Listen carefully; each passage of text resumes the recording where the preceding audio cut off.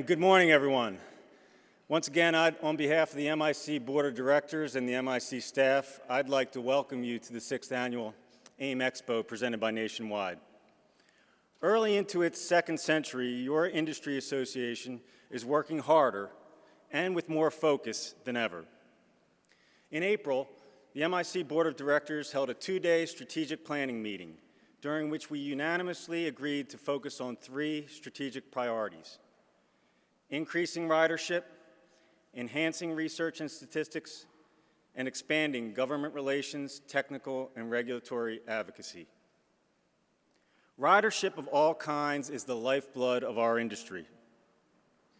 Introducing new people to riding, increasing the number of riders, and encouraging current riders to ride more often are all critical. And boosting sales of new motorcycles is a force multiplier, as that directly supports the major investments that manufacturers make: sponsoring events, race teams, advertising, marketing, as well as much of the association funding that goes into preserving, protecting, and promoting our entire industry. This year, the MIC invested in the RIDE initiative that put more than 3,000 young people behind the handlebars of ATVs and dirt bikes, many for the first time.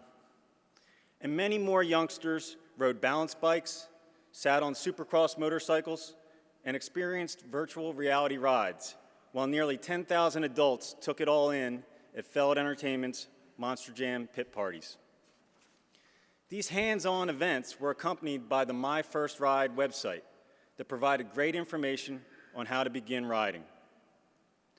Moving ahead, MIC will be investing more human and financial resources to develop dealership activities to facilitate first rides, more platforms for demo rides, and other experiential market-expanding efforts. With respect to research and statistics, although we understand our current riders reasonably well, thanks to the MIC Owners Survey, we have increased our research into non-owners, focusing on those most likely to ride and buy. We recently hired Dan Lawler to lead these efforts. In his 18 years of experience with J.D. Power, he will improve the quality of the MIC Owner Survey. We used to do the Owner Survey every few years, but I'm happy to say we will now do the survey every year. Government relations, regulatory, and technical advocacy are critical to maintain the business environment that allows manufacturers to develop and market amazing products that consumers want to ride and use. As Larry said, this has been an effort that's been underway for 110 years, and I don't suspect it's going to let up anytime soon. Thankfully, our great team working in and out of Washington is stronger than ever.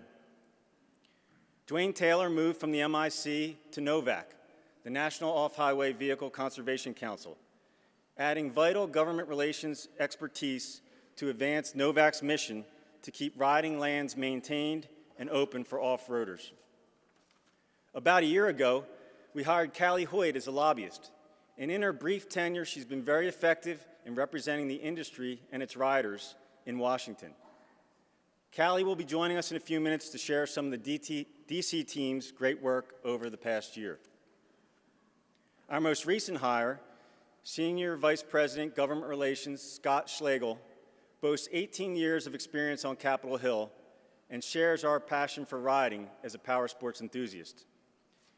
Most recently, Scott was the president and acting chair of the Export-Import Bank, helping open new markets for U.S. industry around the world.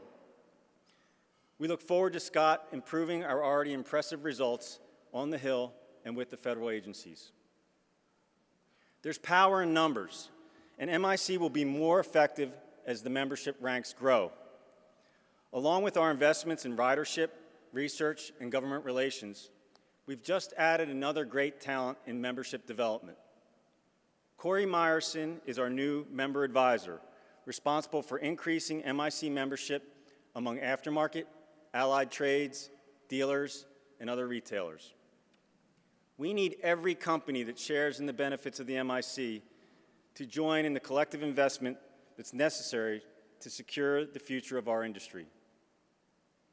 Although we've enjoyed strong support from the OEMs, more than 90% of industry association funding, and in-kind expertise for decades, we've not always made it easy for non-members to understand, yet alone value, what the MIC does.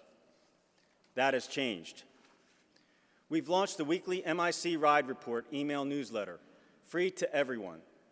Of course, MIC members will always have access to more details and all the MIC resources, but this valuable report will let the entire industry know about key MIC efforts, and we hope inspire companies to join our mission.